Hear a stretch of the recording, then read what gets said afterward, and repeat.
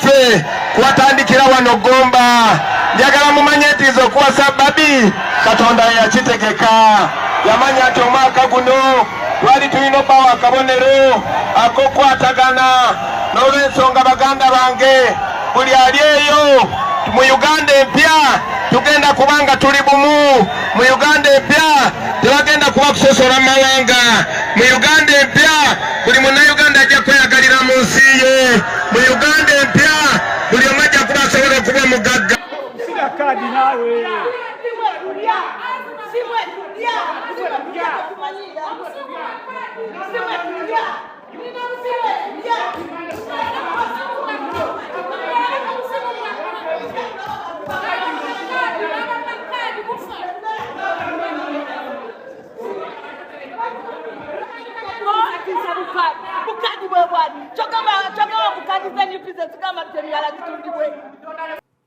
So now ekyo kitutwala ku kibuuzo ensonga y'amataba ya byabufuzi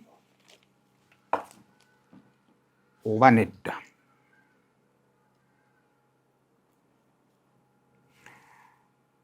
Mundabe yange ya byabufuzi lwaki?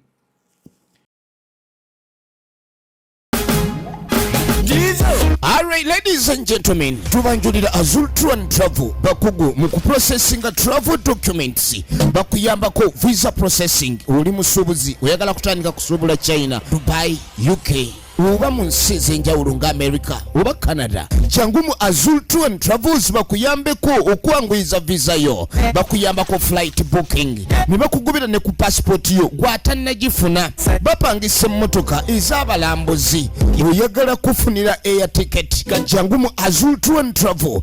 Olina invitation letter yo oyagala kufunira appointment ku embassy, jangu mu Azul Tour and Travel. Ensonga zonna bazanguya, basangibwa Kyengera ku Kyengera Mall level 1 room 20. Okumanya ebisingawo kuba ku simu 0700 979104 oba 0779531984.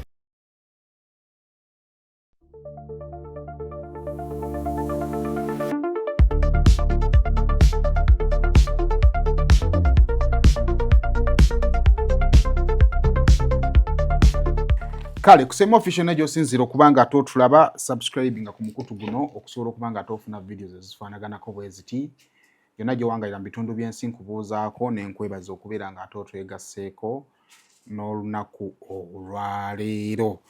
Kale tuba tuyingiddewo ne update show era nga ennaku zino amakanda tugasimbira ddala ate ku nsonga ez'okulonda n'ez'ebyobufuzi ezitambula ezigenda mu maaso. However ate n'ebirala ebigenda mu maaso ebitambulira omwo tugenda maaso nga tubiyita mu mpola mpola.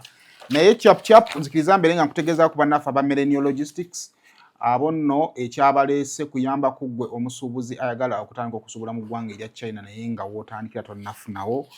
Millennial Logistics bakutegeeza nti nno weebali nnyo okusobola okubeera nga tebakukwatirako. Bategeeza omusuubuzi atandika obutandisa okusuubula nga weetaaga omuntu omwesimbu ayinza okuyambako okutandika okusuubula naye oba nga toliiyo n'otumya ebintu ng'osinziira Kampala ne babikutikkira ate ne bikutuukako e Kampala mu bungi nga bwe wabusaba ate ne ku mutindo nga wabusaba. Abantu abo abeesimbu balina kubeera ba Millennial Logistics. Ate naawe ayinza okuba nga obadde osuubula China naye nga okooye okugula ku b'amaduuka oyagala kutandika kusuubula direct ku company. Era tusobola okukuyambako n'otandika okukola orders zo direct ku company. Olaba bagana okugula ebintu products nga zimu ziri customized oyagala olina brand gy'oyagala ofulumizaamu. Era bannaffe aba Millennial Logistics tukuyambako. Ayagala amagezi ng'oyagala kutandika kusuubula China naye nga tomanyi wootandikira jjangu ku Millennial Logistics. Ate naawe amaze okugula ebintu byo ng'oli China naye ng'obadde onoonya ayinza kukuyambako okubikusaabaliza saako n'okuba nga akuyamba ku clearing emisolo. Nsaba Millennial Logistics obeere nga ate obeefunira. Kale Airtel Uganda bakutegeeza nti balina unlimited extreme internet katale kweri. Packages zaffe zitandikira ku mitwalo 16 era nga tukutegeereza ddala nti nno internet yaffe bw'onaagifuna ojja kufunirako free calls ne free SMSs. Ezo osobola okubanga okuwira abantu b'amasimu saako n'okubaweereza obubaka nga woonaaba oyagadde. Kale kubira Keith okusobola okuba nga atajja okuconnectinga ddala mu abali mu ofiisi ezaawo asobola okujja n'abatirayo internet yaffe Airtel osobola okudownloadinga wa uploadinga essako n'okustreaminga byonna ebigenda mu maaso ku mutimbagano. Kale tuyingiddewo chap bino ntera kubibawa okumanya bumanya ebitambula. Olunaku olw'ejjo abaana ba P7 bakoze ebibuuzo era batandise n'essomo lya math.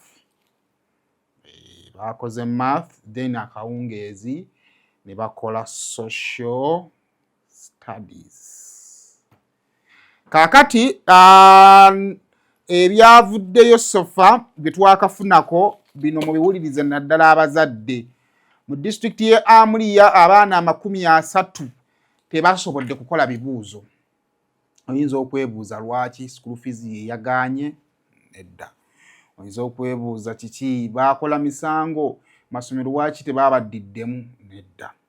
Abaana 30 mu disitulikiti y'e Alimumaziga ekyabalemesezza okukola ebibuuzo mbuto kwegadanga.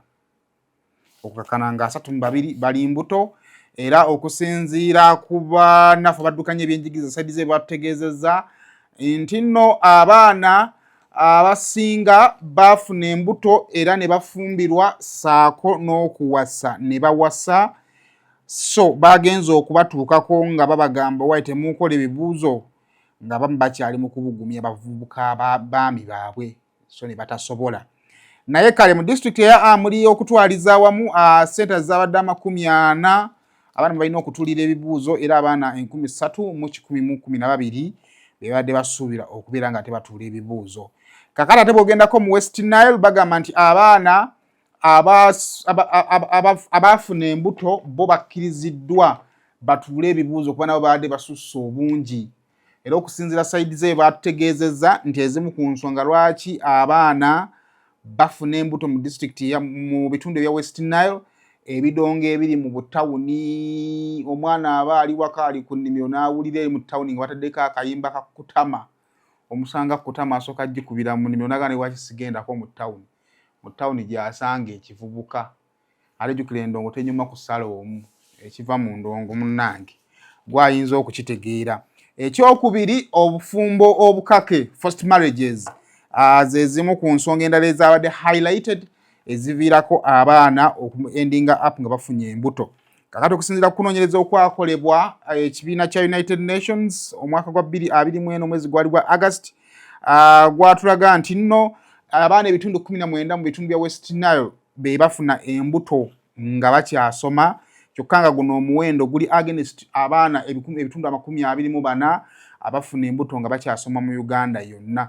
Kitegeeza nti mu West Nile yokka mu baana bonna abafumbirwa nga bakyali bato mu Uganda tufunako ebitundu 19 then ebitundu ebirala 6 bitundu 5 actually ne biva mu ggwanga yonna okutwaliza awamu. Musebe sub-region abaana okusobola okumakinga sure nti bakola ebibuuzo kye baakoze babatadde mu center emu. Kyojjukira nti nno district oli Queen, Kapchora n'endala awo twafunye obuzibu bwa ttaka okubumbulukuka. Kakati munnange oyinza okuba oli mu kuwandiika SST, social studies, ate n'ofunayo a social happening ng'ettaka nga libumbuluka. Kati obutasobola kutawaanya baana babagamba nti katubateeke mu ssomero lyerimu wabatuulira ebibuuzo. So ebyo bwe bityo bwe biri just ndowoozezza nti nomuyinza okubyetaaga. Kakati mu nsonga endala ze mulina okuba nga ate musimbako amaaso oba ze tukyatambulizaako nnyo amaaso z'ensonga z'omwala n'abasuubuzi. Jjukira nti omugagga Hamu yazimba abadde ali mu nteekateeka y'okukulaakulanya omwala aguzimba amazzi gayite wansi ye waggulu ateekeyo ebizimbe. Ekintu bannayuganda nno kye baali baanirizira ne bamuwa obuwagizi obuwererako ddala, naye oluvannyuma lw'amazzi ge twalabyeko agazza amangi mu kibuga Kampala kiwadde bannayuganda ekirowoozo ekyokubiri nti oba osanga omwatu gwetaaga nga we gubadde omukadde kubanga omupya guli mu ekigenderwa kyako kyakwagala kutuzza mu kyalo. Ekintu ne bwe kiba kirungi naye we kiba kigendera okukuzza mu kyalo ate kati ate gwe omwalo n'agunyumirwa otya ng'oli mu kyalo. So you rather be with omwalo omukadde ogutakulemesangako kulya, ogutakulemesangako kutambula. Era asuubuzi bangi abakyagenda mu maaso okuvayo nga beekalakaasa era olunaku olwali akiri endowooza abamu tebakkola n'okukola tebakoze. Ebizimbe ebisinga biggala olunaku olwaleero baagala kuwulira gavumenti kiki kyegamba kiki kye bakozeewo Hamu alekereddawo okuzimba kuba bagamba nti Hamu despite byonna ebigenda mu maaso asirise naye agenda mu maaso n'okuzimba amagye geegamukola ki geegamukuuma tannabaako kyanyiga talina kye yaasuubiza talina kye yeetonze obulamu butambula butambuzi so byemu ku basuubuzi bagenda mu maaso okubeera nga bakola ki nga boogerako naye olunaku olw'eggulo kakati waliwo ebibiina by'abasuubuzi bibiri ebyabuuseeyo era ne bitegeeza nga bikutte omugagga Hamu ne bimutwala mu mbuga z'amateeka nga baagala okuzimba omwala gw'e Nakivu guyimirire. Ensonga ze bawa bagamba nti Hamu yatandika okuzimba nga tagoberedde mateeka era yali taweereddwa approvals. Kakati mu baloopi abalala beegatiddwako ekibiina kya National Unity Platform era ng'omubaka wa Kampala Shamim Malende ssaako ne Kanso Muyizi balondeddwa okusobola okubeera nga bakulemberamu olutabaalo luno olw'okubeera nga ate banoonya obwenkanya bw'abasuubuzi era sofa nupu kye bali mu kukolako essaawa zino kwe kubanga bali mu kuwandiika amannya gaabo bonna abali mu kukomplaininga oba olina kye weemulugunya kyonna naddala ekikonsaaninga n'omwala then Kanso Muyizi wajjaawo wooli then osobola okubaako by'omuwa naye ebyo byonna biboozi tubinyumya bannakampala abasuubuzi bye baagala okuwulira how do we get back our money how do we get back our property kubanga ffe ekigendererwa kyaffe ekyatuleeta mu kibuga Kampala kukola ssente unfortunately twajja okukola ssente abakulaakulanye bene bagenda bakulaakulanye twagenza okumaliriza nga amazzi gatwonoonedde buli kimu kakati compensation yaffe tugifuna tutya ani atucompensate nga gavumenti oba Hamu jjukira Hamu ali already musirivu talina kigenda mu maaso.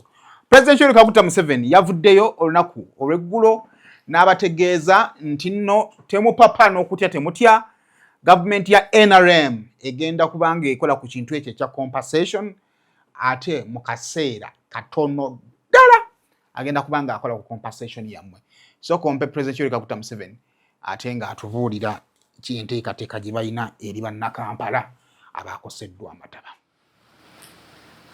Who lost property in the floods in Kampala. I told Kasuri Mumba to chair a meeting of the people concerned because I was here. Prime Minister was outside, she would have chaired. So we shall assure them that we shall assist them. And if there is anybody who made a mistake, we shall correct it. And they shouldn't panic.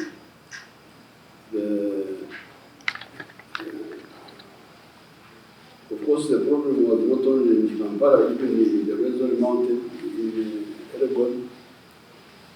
People died there because of too much rain. I saw even in Kenya. It seems the rain has been too much. So in this case, if it was because of harm, because they're saying how much people blocked the channel, we shall get the facts and correct the mistake. Okay? So yes, that is it. Era ndowooza ago mawulire malungi. Era ge mawulire ge gamu ne Idi wa Kampala ge yawadde abasuubuzi. Idi Sharifa Buzeki yawadde abasuubuzi nga bategeeza tugenda basasula. Olunaku gye wadde olukuŋŋaana lwayitiddwa omulodi olukiiko lwa Kampala then n'abasuubuzi. So era ne n'abasuubiza n'abagamba tujja batubasasula. Naye kati akattuwe kali mutusasula mutya? How are you paying us?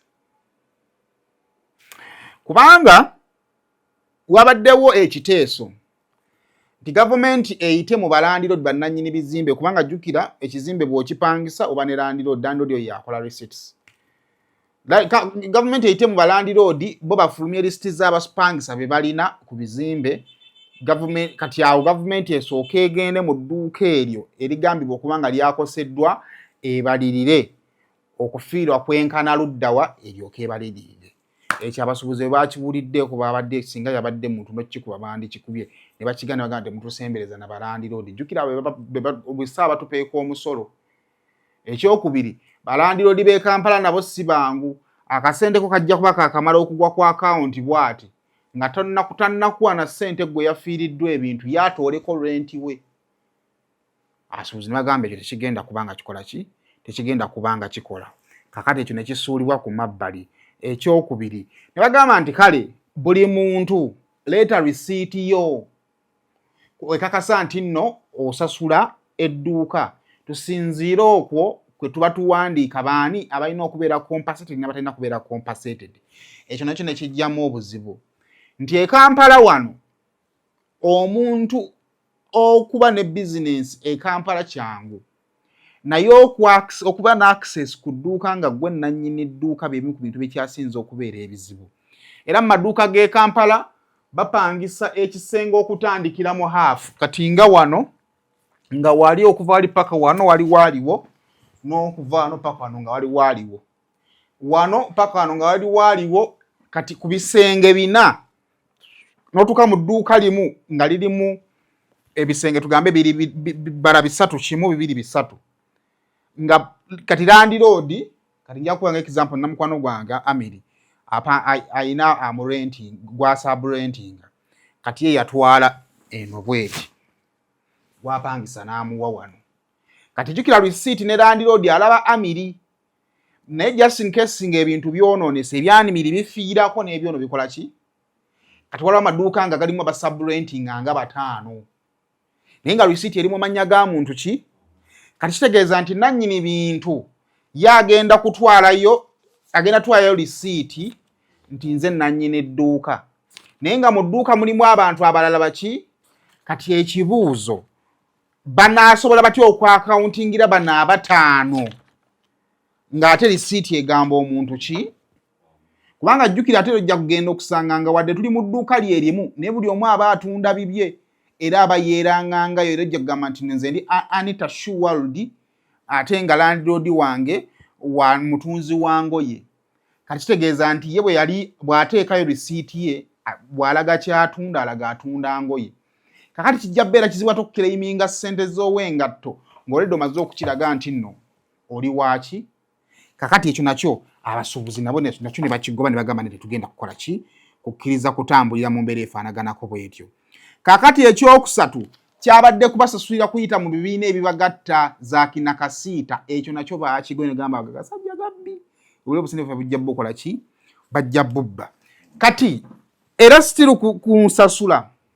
waliwo bano abali partition era nabo bategeereka kubanga singa nanyini edduuka bajja bakubuuza nti mu dduuka muno mwabaddemu ki it is very easy okugamba nti wabaddewo n'atundira wano kino n'atundira wano kino ne waliwo ate abantu abakulu abeerabiddwa nti abantu bangi abakola bizinensi mu Kampala nga talina capital naye nga kibalina ekyobugagga bulamu nabwesimbu ng'agenda eri manufacturer n'amugamba nti mpaayo ensawo y'engatto n'akwata ensawo y'engatto n'agituuza mu nsonda y'edduuka n'aggyamu engatto 3 n'agenda ng'aziiriba mu kibuga era bwe buziba ensawo y'engatto esulamu mu ki kati abo as far as documentation is concerned tebalina we bakola ki era n'etteeka terina we libalabira naye ate nga bebasinga obungi era bebasinza okufiirwa era kyekintu kyekimu Atalia Ozie kyeyabadde ayogerako obategeera nga ye Atalia Ozie kyayogerako nti nze ndi manufacturer but I deal with bayiribi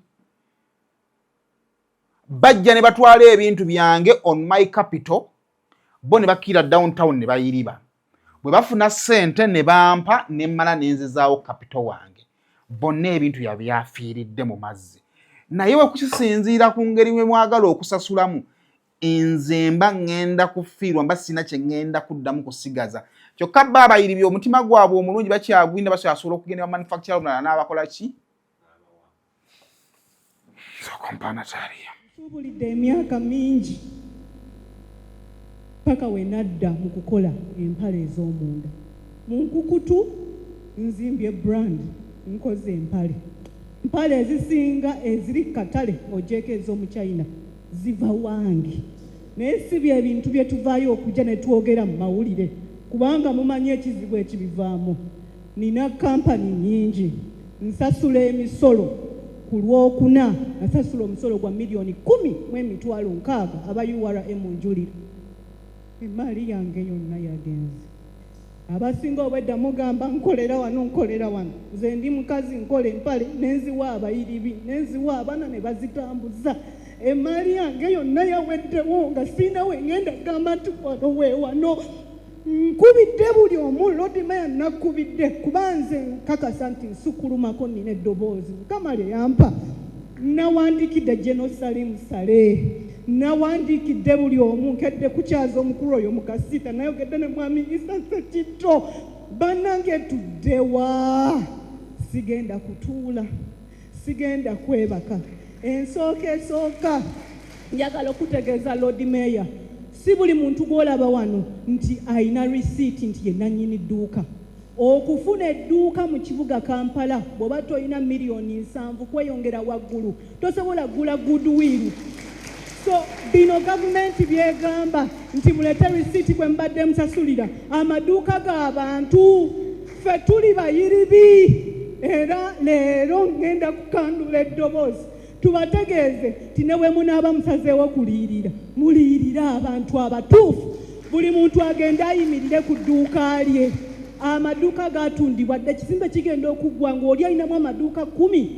Si be bano. Omuntu okuba n'edduuka e Kampala ateekeddwa okuba ng'alina kapito ng'akola ki ng'awera. Kimanyi ndi mukazi ali private, sitera kuvaayo kweka embuto zange mbeera mu bulamu bwange. Naye nvuddeyo mu mbeera bweti okubalaga obutali bumativu. Tetugenda kutuula, tetuli mu mpitalo za politics, tetwagala kuyingirira byabufuzi bya ggwanga, tetulina gwe tulwana, twagala tuliyirira. Nina loan mu Centenary Bank, essaawa eno ebala ekyabala.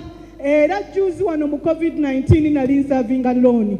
Omukulembeze eggwanga n'avaayo n'atusaba n'abasaba batukwatiremu. Amazima amatuufu balaga nti batukwatiddemu. Interest yakula bukuzi nimbye. Era essaawa eno we bagamba nti interest simanya batuyambeko balina okuwandiika officially. Twetaaga Bank of Uganda, twetaaga KCCA, twetaaga tuleke kukoma wano eddoboozi lyaffe lituuke wonna. Mbalayirira ndi mukazi ali voko naye nasirika neŋŋamba kankole bizinesi, neŋŋamba kantuuze nniya nkole bizinesi gwe mulamwa gwokka. Omwezi nga gumu emabeka nempandiika ku mukutu ŋŋambuulirira buli musuubuzi. Neŋŋamba obaako ne kantu kokola sirika fuba bufubi obeere ng'okolera eyo munda kuba era we bategeera nti okola bajja kuyingiramu. Naye era tukomyewo nga tuli wano tusaba buyambi, tetuli bannabyabufuzi, tusaba buyambi.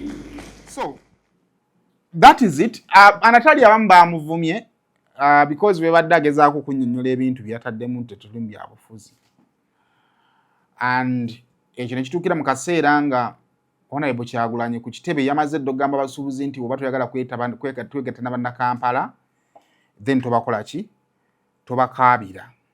Naka video ndoza soko mpeka video yako nako. Kole kyasobola mu abakulembeze abali wano, mu abasuubuzi abali wano, akaseera mukayina kati mukozese guno omukisa okujjawo ekizibu ekirala okujjako nga mwagala kutugamba nti n'omwezi ogujja mwagala kolayo olukiiko mutwagala gavumenti otuyambe abayite Kololo Museveni abajerege asasule baba abakulembera mugende mweryeryemu enkwe mugabane obuseete obwo mpaka mufuna ekizibu ekirala. Bwe mba temusobola kwegatta ku bannayuganda temubakaabirira.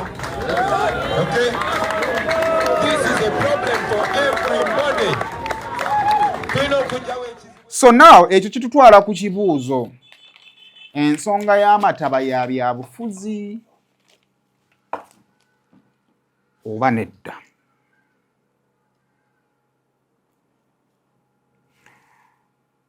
Mundabe yange ya byabufuzi lwaki jo nazo ne mbannyonnyola how bannabyabufuzi bw'e Kampala bwe baali basobola okuziyiza ekizibu ky'amazzi gano naye ne balemererwa okutuukiriza obuvunaanyizibwa bwabwe ne tutuuka ku extent nga kati essaawa zino buli munnabyabufuzi bulemu agisindika wa munne naye ng'ate obuvunaanyizibwa bwali mu mikono gye butya. Etteeka eriteekawo minisitule ya Kampala, eyo minisitule ereeta ofiisi ya Lord Mayor ne baminisita ba Kampala. Yakola etteeka n'ekwata olukiiko oba kanso nga omuloodi akkirizibwa oba agwanidde. Kubajjukira mu tteeka ekkadde omuloodi ye yabeeranga sipiika.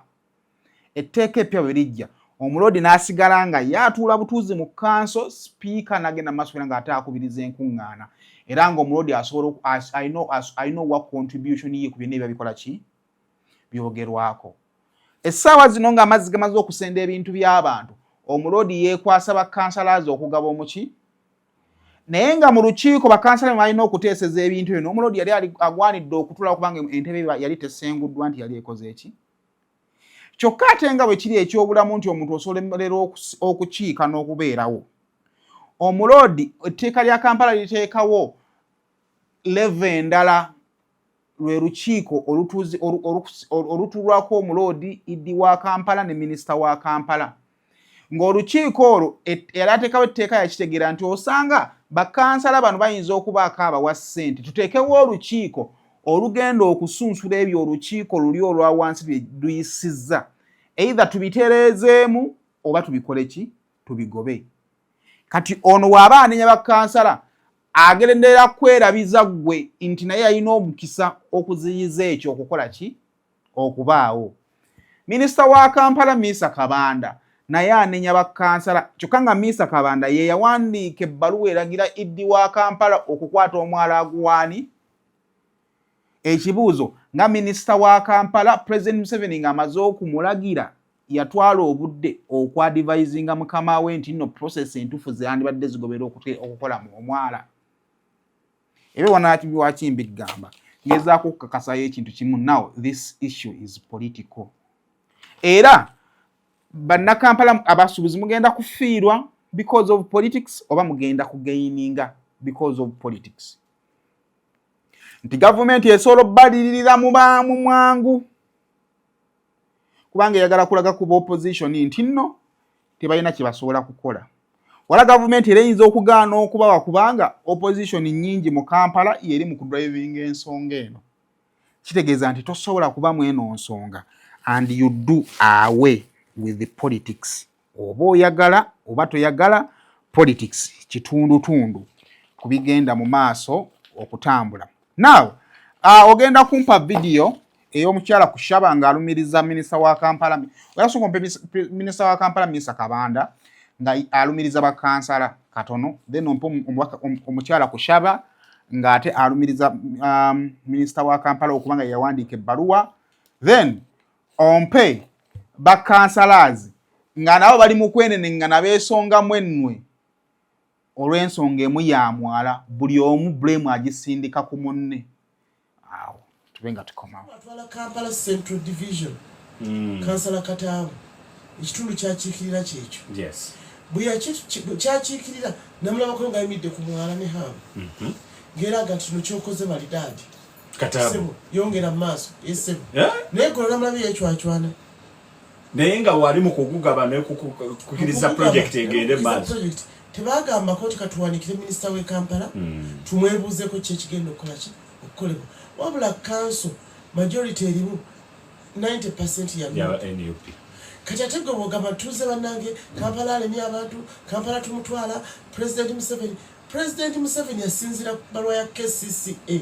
Okumanya baakikola ne by then jjukira mukyala Kisaka yali agenze. Yes. Twalinako omukulu gwe bayita Rusa. Ne bamuwa n'emmedo engule. Mama kino kyosazeewo balidaadi. Era ffe tukkiriza omugagga aleete ki enkulaakulana. Minisita wa Kampala wado weegaana n'ogamba nti ekyakolebwa wali bakansala ba NUP. Naye gwe kennyini ebbaluwa yo weeri ng'olagira executive director ayapproving no copinga newa physical planning ba approving mangu nnyo. Sina kadi nawe.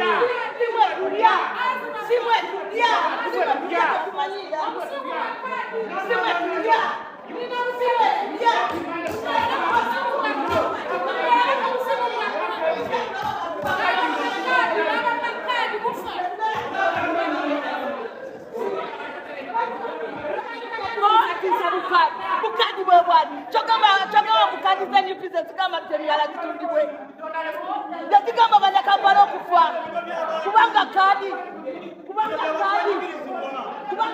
tetuyogere ku bantu balinoonebwa bintu byabwe nyabo nawe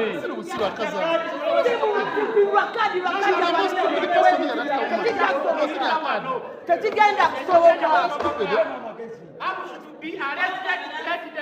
kubanga batuma kaadi abasuubuzi banooneddwa ebintu byabwe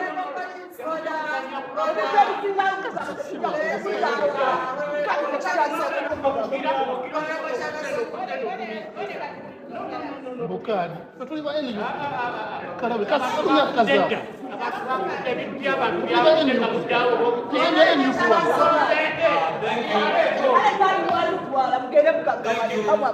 So that is it.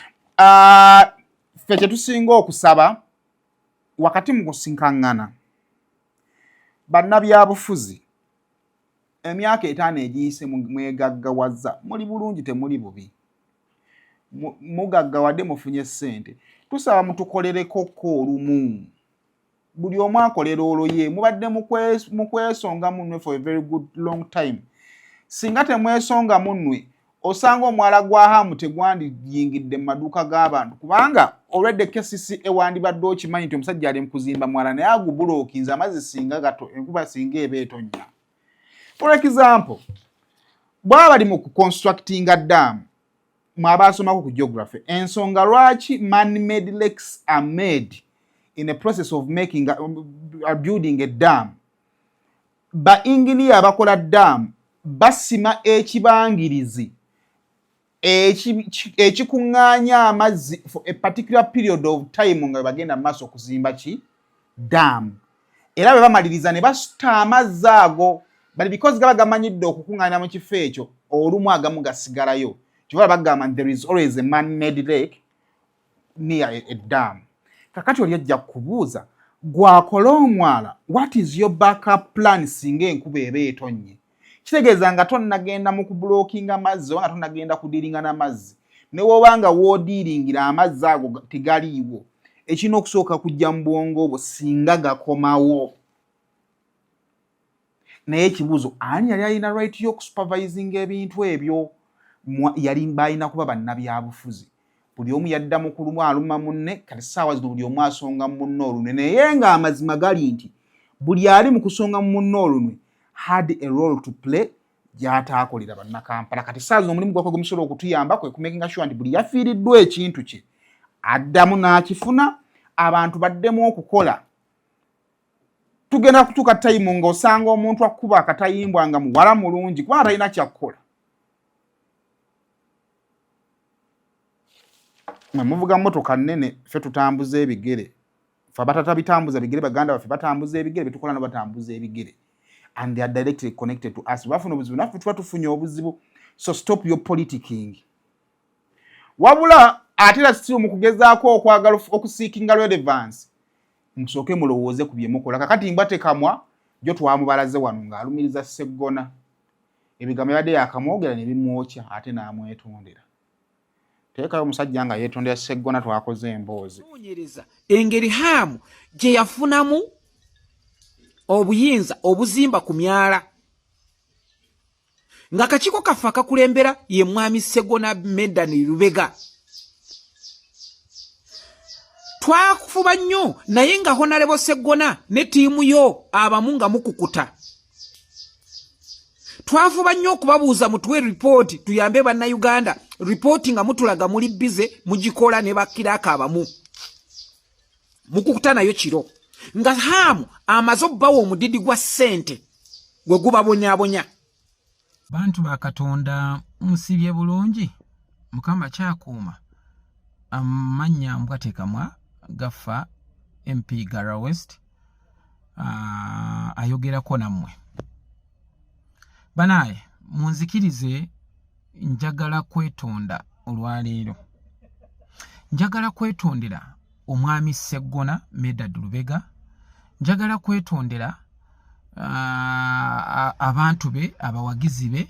Njagala kwetondera abeekaaye kulwa ebigambo bye naayogedde ne mwogerako naye okwogera ku linnya lya Sseggona ne wavaamu bano abaana abakugu ne bakozesa kye bayita artificial intelligence AI ne bakwata mu kontenti wange gwe naayogedde.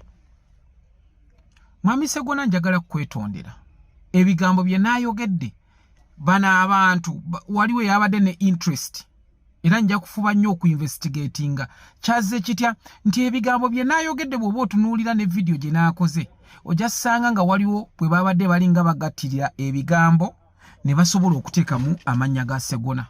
Ekisooka nze Sseggona okumwogerako naayogedde nga ŋŋamba nti akakiiko akaatwala kakosase baali bakawadde omulimu nga katandise ku mulimu actually ndowooza ennaku zaali 21 kakati ate speaker n'alaga nti baateekawo akakiiko ka select akayina okunoonyereza akalimu abantu nga David Kabanda, kalimu Lwemulicha, kalimu Nsegumire, abo be baawa omulimu. Era mu statement yange content yange gwe naayogedde ono gwe ba editinze ne ŋŋamba nti bwe baawa akakiiko ako omulimu ne ŋŋamba engeri gye bakawadde Honorable Sseggona katulabe bw'abanga ayagala kuva ku mulamwa ffe tugenda kuleeta independent report ne bannalwima ne gundi. Kakati abantu baagase emboozi ne bajjamu ebigambo byange nga oli yalabye video ng'alabira ddala mu butuufu bye naayogedde bigambo ebitta erinnya lya Honorable Medan Sseggona. Muganda wange njagala kwetondera era nze naagenza okitegeera nga omaze okuŋŋamba nti okunkosa bw'otyo oli kukimbwa nenfuba nnyo ne ngamba ebigambo bye naayogedde siraba nti byabadde birina okukukosa naye ngenda okutunuulira akavidiyo mukama wange nange bwe yandibadde nze amazima ga Katonda mu ggulu ngire yandibadde nze nange ng'obunyiivu n'obukambwe nga bubeeyo banaye njagala kubeetondera mwena n'abawagizi bange saayogeddeko nti Sseggona yalya saayogeddeko baagattidde emboozi ne bateekako zino kompyuta abakimanya baasomako artificial intelligence nga kyova olaba nti bayinza kujjayo nga Idi Amin Dada nga bwe bajjayo oluusi leetolanya ne bamukulaga nti ayogera n'akulaga nti agamba eno Magombe waliyo kinaki era gwe n'olaba ng'omuntu yafa ng'alina ebigambo by'ayogera. So muganda wange njagala kwetondera era bino bye boogera nti Honorable Mbwa yakubira Honorable Ssennyonyi yakola ki ebyo byonna tebiriiwo emboozi kubanga nze naagambye nti naali mmanyi nti tuliyinza okulaba ab'opposition bwe bakikwatamu basobera okubeera compromised kati nteeke ba Honorable Ssennyonyi ababeera nga boogera nti banange enguzi abantu bali enguzi abantu bakola ki nti mbabuuze ddala opposition mututuusizza ku kino aga Katonda mu ggulu emboozi ne bagi editalinga. N'olwekyo mwami Sseggona Lubega nkwetondere w'ekitiibwa nsaba kunsonyiwa era abantu bano bagenda tugoba ku TikTok kubanga buli lw'oyogera ekintu ne bagattamu ekikyo aga Katonda mu ggulu oli akikwata bulala. Era eno video njagala giweereza Honorable Sseggona ye ng'omuntu muweeko kopi gye nkoze andabe n'endala ngiteeke ku mutimbagano era nejjo n'awandiisa ebbaluwa gye mwalabye gye n'atadde ku mukutu gwange ng'esaba ekisonyiwe n'ennyonnyola abantu abayina liability y'okubabuuza lwaki abantu baffe amataba gaabatwala ke kakiiko ke baateekawo ak'abantu bana era ne kawaayo report ng'emisleadinga parliament n'otulubega Sseggona kubanga ffe komiti yaffe tebakkiriza ne report bwe basanga nti bamaze okuteekawo abalala kubanga ffe bye tudiscussinga biba bivudde wa auditor general. Kakati bwe balaba nga tutandise ne bagamba nti bali babawandiikira dda ne batandika ku mulimu. Komiti yaffe yali terina ttambula kugenda mu maaso. Bwana Sseggona nkwetondera neetondera buli muntu yenna gwe kyakosezza neetondera buli munnayuganda. Nsaba kisonyiwo era kya buntu omuntu bw'oba osobezza n'ogamba nti munsonyiwe tweyanziza. So awo we tuli kansubire nti nne binaatambula ensonga embadde yagistressingako nnyo because mugenda mayiza mututule ku kyeyo sigamba nti kugenda ku kyeyo kubi ne twagala kugenda nga tweyagalidde man kale olunaku olwaleero abasimbyewo abagenda kuba batambula batya sooka obampeekaawo tulabe abeesimbye bagenda kutambulira wa Frank Bulira owa Revolutionary People's Party ali Kasese, Mugisha Muntu owa Ant ali Oyam ne Omoro, Robert Kyagulanyi Ssentamu owa NUP ali Sembabule ne Lyantonde, Yoweri Kaguta Museveni ali Ngora ne Kumi, Robert Kasibante owa National Peasant Party ali Luwuka ne Busia, Nathan Nandala Mafabi owa FDC ali Kibuku ne Budaka, Mubarak Munyagwa owa Common Management Party ali Kyotera ne Rengo. Then Joseph Mabirizo wa Conservative Party n'abeera Palisa ne Ngora embeera bwetu bwekonakola ki kale bannaffe aba NRM bavuddeyo ne batulaga nabo enteekateeka zaabwe just ndowooza mulaba bw'atyo omukulembeze w'eggwanga bagenda okutambula kampeyini ye esooka ey'essaawa 5 egenda kubeera Ngora then ku ssaawa 9 omukulembeze w'eggwanga agenda kubeera 10 10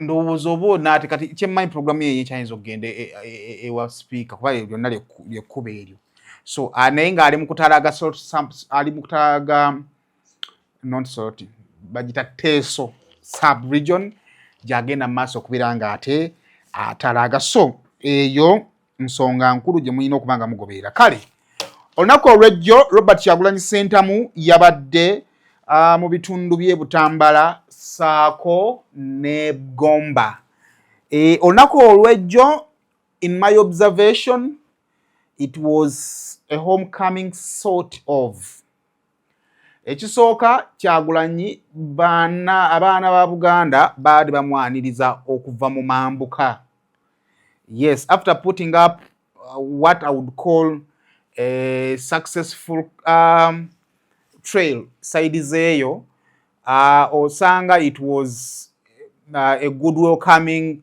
note for him nga agenze Butambala you can have your personal comment kusinzira ku turn up naye I think it was massively attended twabalazeko mu bitundu ebyekingira twabibalaze naye buli kitundu wonna nakutegeezeza nti ne badde ayita mu districts 2 namba yadde ayita mu Wakiso ng'ayita ne mu Mpigi so awonna NUP nawo ababaka so enteekateeka buli town we yabadde atuuka mobilization yabadde nnungi nnyo now homecoming gyoyinza okugamba eyasoose ng'abaana okuva mu Buganda bamukulisaayo okuva mu mambuka then homecoming endala ey'okubiri be baana abantu bayinza obba bazadde be bayinza obba baganda be osobola bayita kyonna kyoyagala okuva eGomba gy'azaalibwa nga nabo bamwaniriza nga bamugamba nti welcome home yes welcome home ng'ayingira Gomba district y'eGomba turn up y'eGomba yabadde nnungi nalabye nga yeebaza MP Javiira omubaka wa Saazi Godfrey sorry nalabye nga amwebaza webadde mu katawuni bakayita Kebukandula ng'ali mu Gomba bantu bewaabwe nga bamugamba tukwaniriza welcome home era it was a good experience so kyengenda ndowooza okusooka okubawa namulabyeko ng'agenda ku luzzi okunaaba bunabi ku feesi n'ebintu ebimu birala bye yakoze nga ali ewaka yasobodde yadde alina okuba enkuŋŋaana 2 yadde alina okukuba ey'e Kanoni ndowooza that is Gomba East ng'alina okukuba ne Maddu Gomba West jukira bawangula Gomba East ne batawangula Gomba West mu distribution y'abantu Gomba East ndoze yesingamu abantu abaganda then Gomba West yali mixed era ne Lulindo yawangula yajja no opposite nezo bataddeyo candidate kati yabadde ayina okugendayo naye yatuuse kiro naye abasanze era webalira n'abasuubiza nti kamala okugende wa kampo we Maddu nja kubabbongako so akati sookompe clip eya BISM experience ye ey'eGomba then ogenda nakumpaako his clip early in the morning ng'ate ayogera okwolekera Sembabule lengera omukwana abaana b'eGomba bakyagenda maaso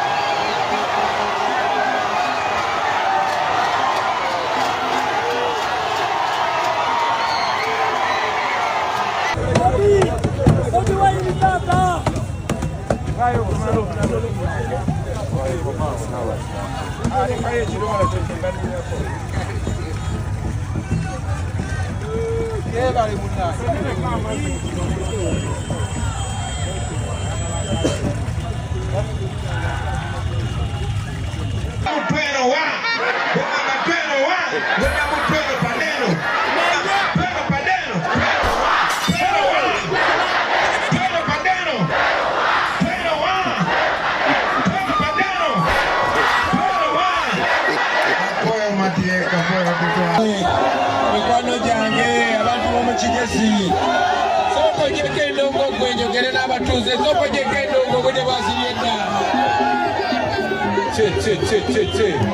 mic check 1 2 1 2 people power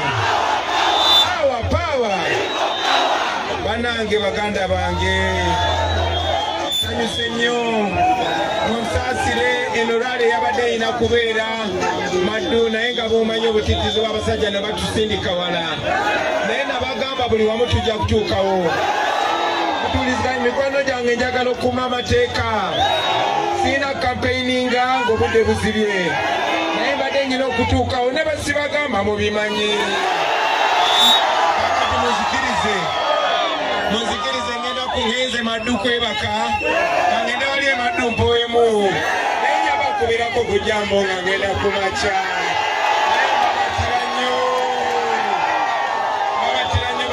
tulese Uganda eyo message tugenda okutwala mwakole Uganda empya yakwatagana Uganda empya yakwagalana ababadde batwawula bakaddiye ekiseera kyabwe kiweddeko era bagendagenda bawumule ne bafaayo tujabawa security naye no Uganda mpya naki Yeah, so that is it.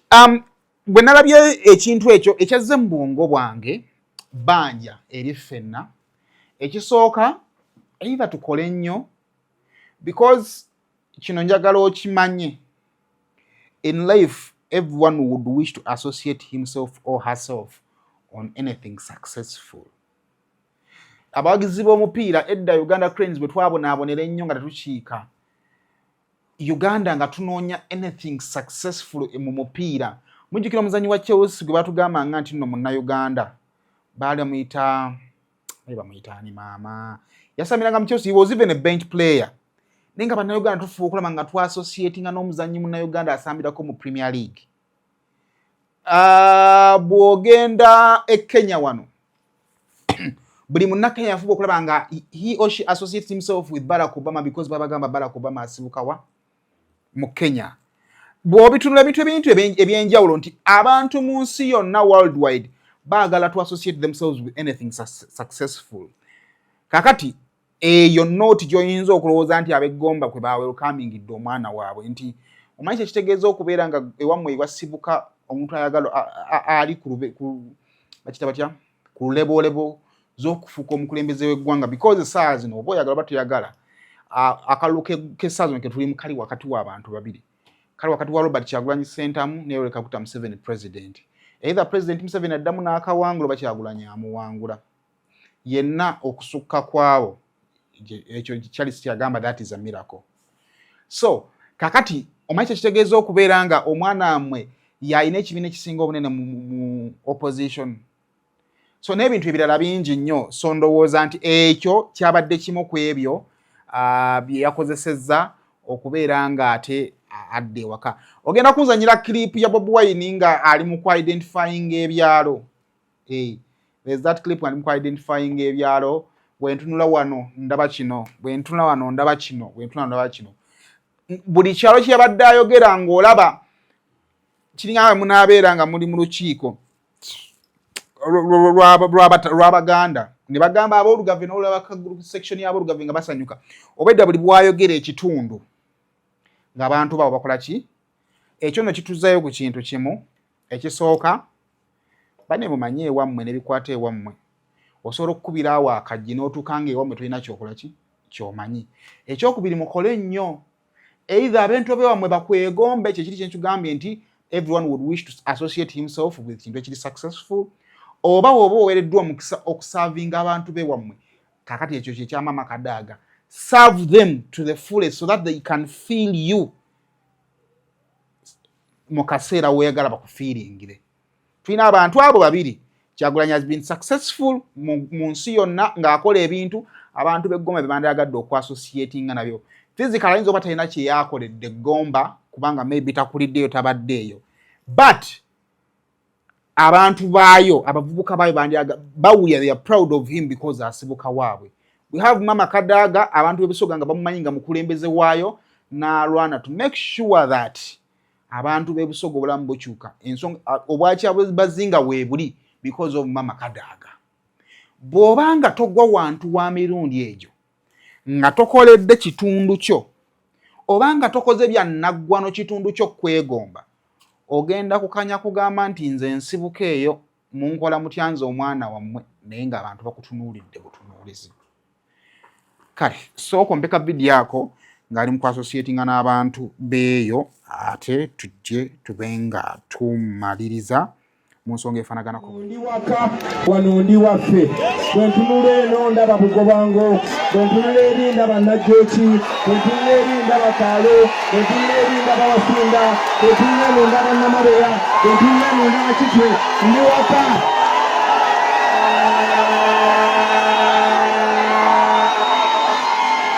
Naye abantu b'eggomba okumala ebbanga ddene Museveni yajja n'abalima nti yeweeno n'asala n'amagezi n'agobaganya omwana owammwe gwe mwenzaalira ng'atubagabaganya na tiyagaasi. Njagala okusooka obbeebaza okubeebaliza ddala olw'okutulonda kuba mwatulonda wadde baakabba. Njagala okubeebaza olw'okutulondera omubaka ono saazisemberako mu maaso mumukubireko mu ngalo webalina okuteekateeka. Njagala okubeebaza olw'okutulondera omubaka omukyala ono mwannyinaze mwebale nnyo mwebalire ddala. Naye okusingira ddala njagala okubeebaza olw'okuba abagumu.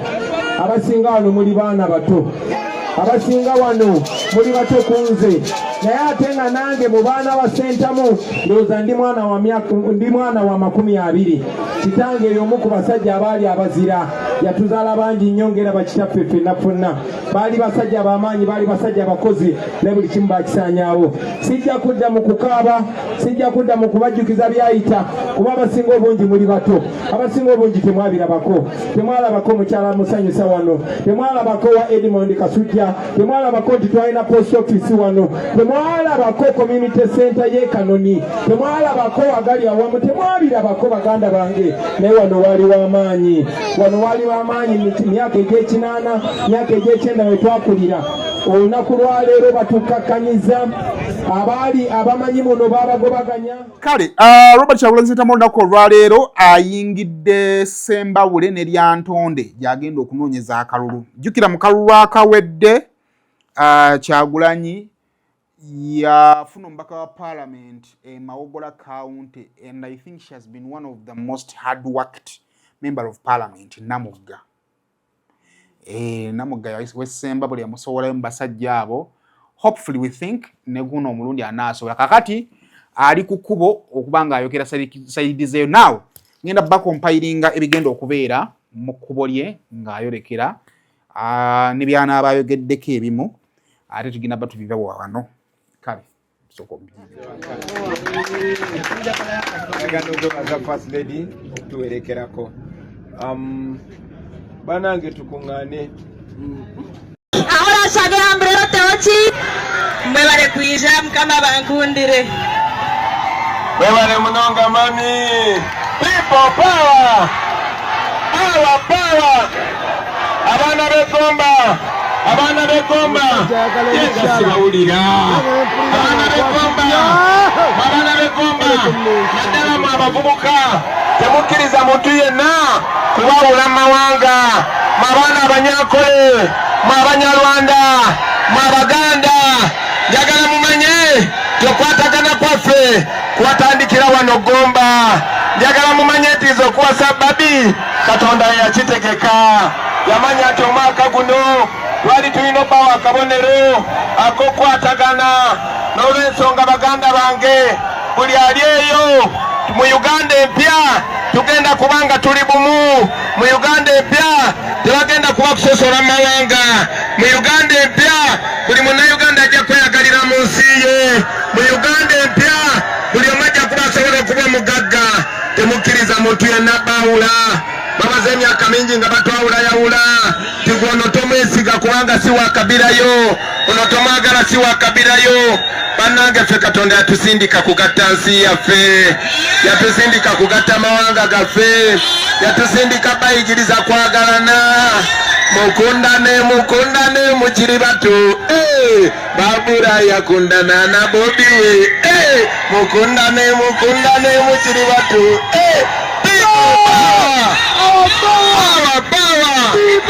abana b'emadu muveyo mulungi mulonde abana b'emadu muveyo mulungi mulonde naye bw'oba ogenda okulonda njagala ojjukire nti gibadde emyaka 40 toyinza kubeera na pulezidenti omu myaka 40 abaana b'emadu abantu musigale nga mubagamba tikyagulanyi azze gatta abantu baffe era omukwano ogwo gutandikira wano Gomba gyasibuka n'olw'ensonga eyo meseji gye twawadde abantu beeraŋŋo eyo meseji gye tulese Buganda eyo meseji gye tugenda okutwala mu Ankole Uganda empya yakwatagana Uganda empya yakwagalana abo babadde batwawula bakaddiye ekiseera kyabwe kiweddeko era bagendagenda bawumule tebafaayo tujja bawasenjulize naye no Uganda mpya naki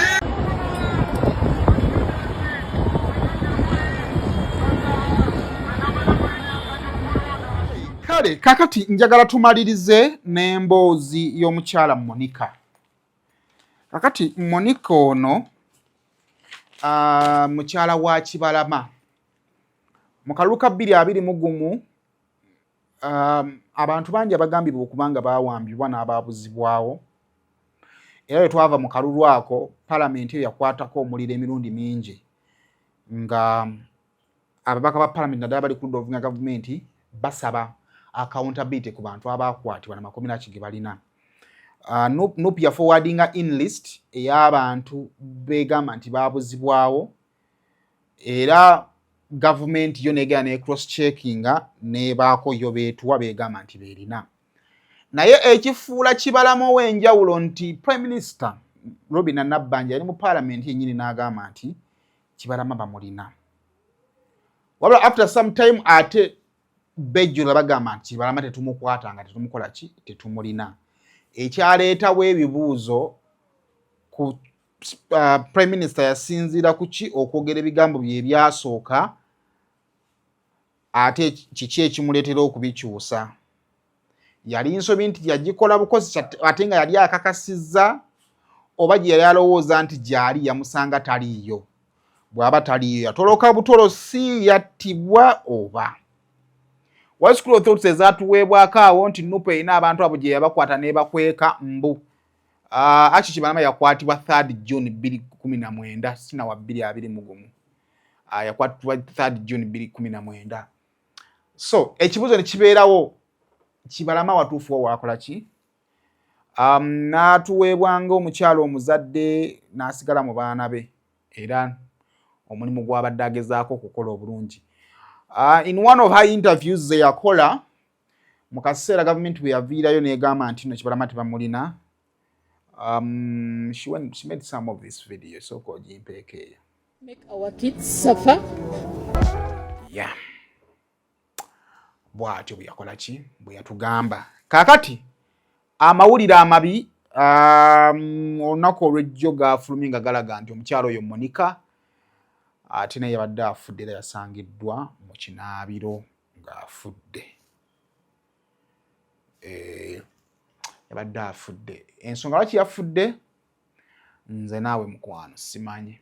Nze naawe simanyi. Naye yasangiddwa ye ng'afudde. Kale principal yavuddeyo n'ateekayo obubaka bwe n'atugamba nti we've just received with shock the news of a sudden passing of Mrs. Monica Nabukenya Kibalama, wife to our missing brother John Bosco Kibalama. Preliminarily, we have been told that she was found dead in her bathroom. Monica and her young children have spent past 6 years looking for the head of their family, who was abducted on 3rd June 2019. She has been vocal in asking for answers regarding the whereabouts of her husband, especially from Robin and Nabanja, who confirmed that Chibalama is in their hands, is in the hands of the regime. It is very painful that these children are now without mother, and their father whereabouts remain unknown. Very painful that she has gone without getting the justice she so much fought for. Video eri ojja kugitekako ekifaananyi ky'omukyala just otuwe eddoboozi ndowooza kyoba otukolera then tujje tusiibule. Kibalama ono wa People Power bawe yabula uyu yali mu kinaabiro ng'afudde bava muzuula kati wane seeta uyo afudde nkyala Kibalama bambi uyo mu kinaabiro uyo yeebase naye atani amubise essuuka ayo naawe.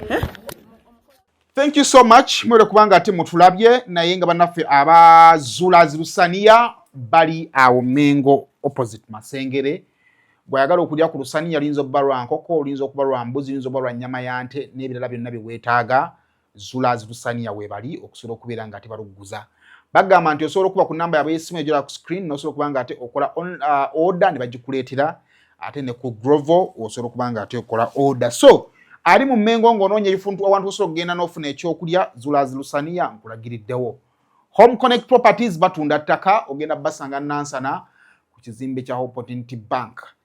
Ne mu kibuga tuli ku Mabirizi, fe tuli batunzi battaka. Ali ebweru w'eggwanga ng'onoonya omuntu omwesimbu asobola okukuza ettaka, nsaba abeere Home Connect Properties bye bajja okusobola okuba nga baguza ettaka eritaliimu migozi oba n'ossaako n'ekizibu kyonna.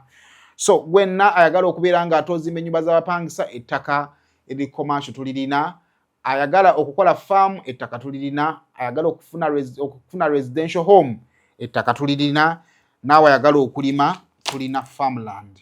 Osobola okuba nga ate otuconnectinga ebintu bibeera nga bitambula bulungi. Akaleero kabisi kakome wano mbeere bulungi mweraba.